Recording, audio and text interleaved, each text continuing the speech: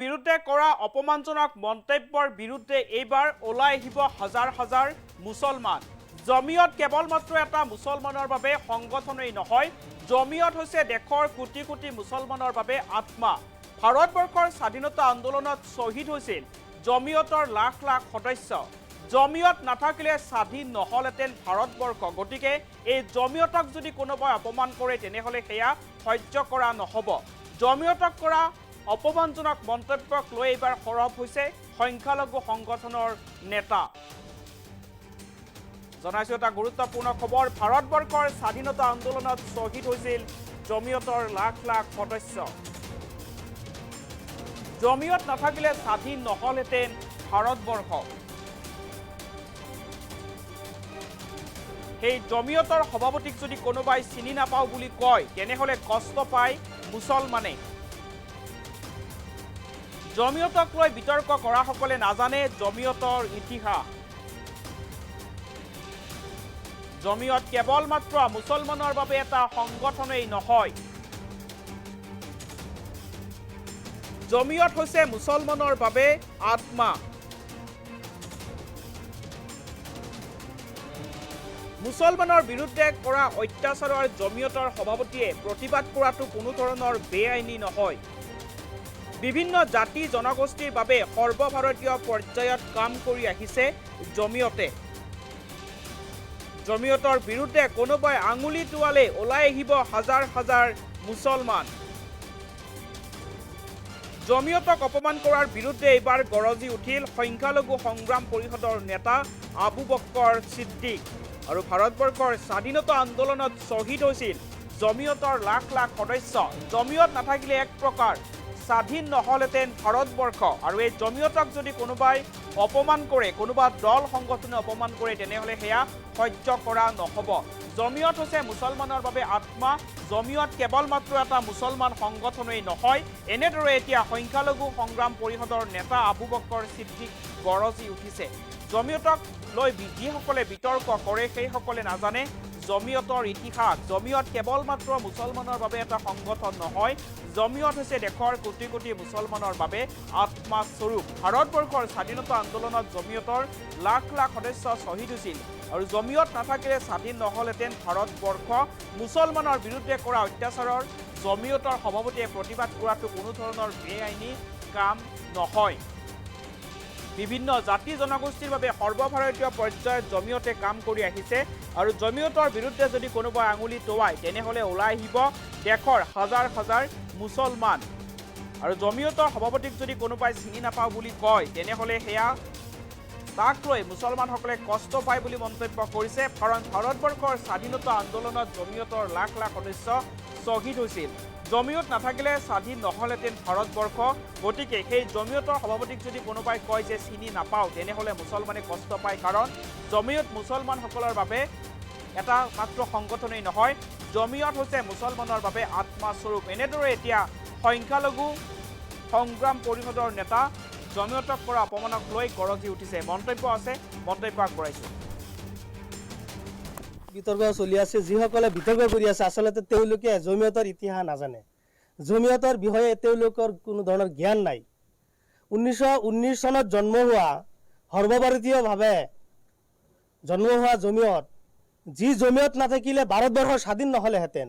যি জমিয়তৰ ভাৰত স্বাধীন হোৱাৰ সময়ত হাজাৰ হাজাৰ লাখ লাখ মানুহ শ্বহীদ হৈছিলে।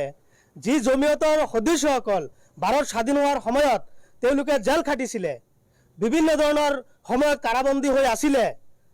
আজি জমিয়তৰ সহযোগত আজি ভাৰত স্বাধীন হৈছে।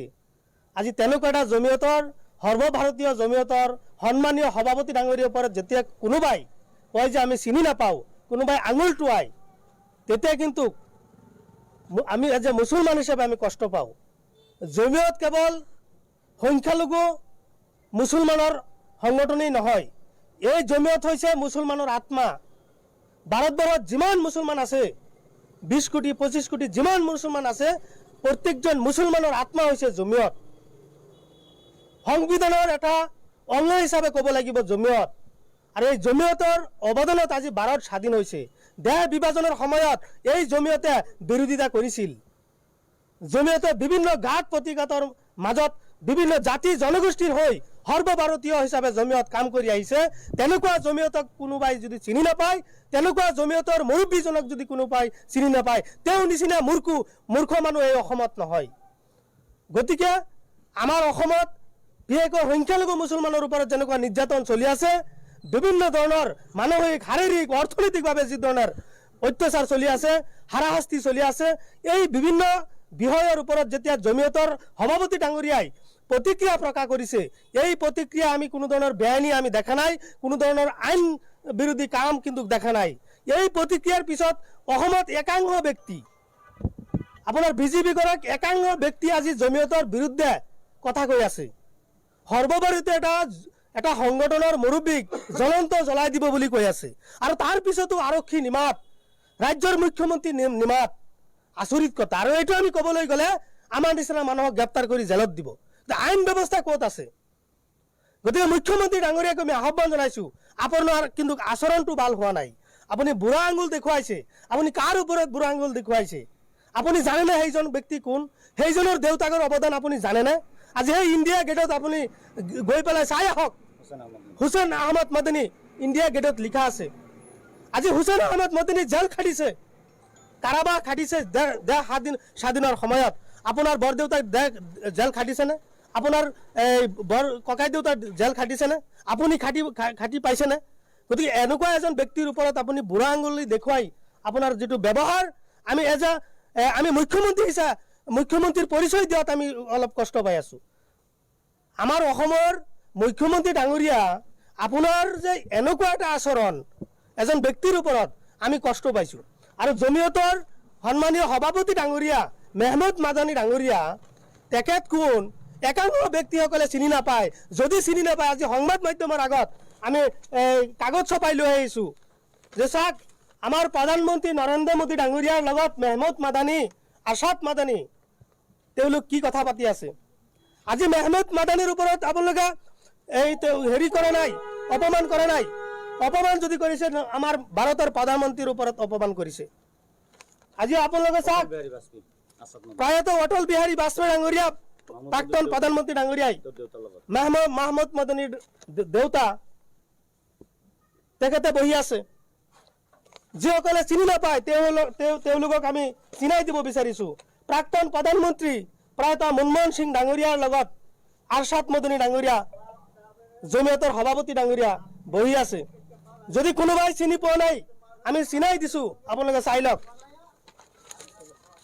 ভাৰতৰ উপ ৰাষ্ট্ৰপতি মেহমুদ মাদানী আৰশ্বাদ মাদানী তেওঁলোক যদি কোনোবাই চিনি পোৱা নাই আমি চিনাই দিছোঁ আব্দুল হামিদ ডাঙৰীয়াৰ লগত আৰু হুছেইন আহমদ মাদানী কৃতত্ব ৰাষ্ট্ৰই যাৰ নামত ছপাইছিল ডাক টিকট ভাৰতবৰ্ষত ভাৰত স্বাধীন হোৱাৰ সময়ত হাজাৰ হাজাৰ আলিম উলামা জমিয়তৰ কৰ্মী জেল খাটিছিল হাজাৰ হাজাৰ আলিম উলামা শ্বহীদ হৈছিলে আজি ইণ্ডিয়া গেটত হাজাৰ হাজাৰ আলিম উলামাৰ নাম জমিয়তৰ কৰ্মীসকলৰ নাম আজি ধুনীয়াকৈ লিখা আছে আজি যিসকলে চিনি পোৱা নাই তেওঁলোকে তাত গৈ চিনি লওক জমিয়ত কোন আৰু এনেকুৱা জমিয়তৰ ওপৰত যেতিয়া অসমৰ পৰাই বিভিন্ন ধৰণৰ মন্তব্য কৰিব এজন মুছলমান হিচাপে আমি কিন্তু সহ্য নকৰিম কাৰণ জমিয়ত কেৱল এটা মুছলমান সংগঠন নহয় জমিয়ত সৰ্বভাৰতৰ ভিতৰত যিমান মুছলমান আছে এই মুছলমানসকলৰ আত্মা আৰু মহাত্মা গান্ধী ডাঙৰীয়াৰ লগত সমৰ্থন জনাই আৰু ভাৰতবৰ্ষ স্বাধীন হৈছিল দেশ বিভাজনৰ সময়ত তীব্ৰভাৱে বিৰোধিতা কৰিছিল আজি তেনেকুৱা এটা সংগঠনৰ নেতৃত্বসকলক যেতিয়া কোনোবাই অপমান কৰিব কোনোবাই যদি কয় চিনি নাপাওঁ তেওঁলোকৰ নিচিনা মূৰ্খ মানুহ এই অসমত নাই আমি ভাবোঁ গতিকে মুখ্যমন্ত্ৰী ডাঙৰীয়াক আমি আহ্বান জনাইছোঁ যে 2026 চনৰ নিৰ্বাচনী বৈতৰণি পাৰ কৰাৰ কাৰণে অসমত যিটো ঘৃণাৰ ৰাজনীতি আৰম্ভ কৰিছে হিন্দু মুছলমানৰ মাজত যিটো আপুনি সাম্প্ৰদায়িক ৰূপ দিব বিচাৰিছে এই বস্তুটো আপুনি বন্ধ কৰক চলি আছে যিসকলে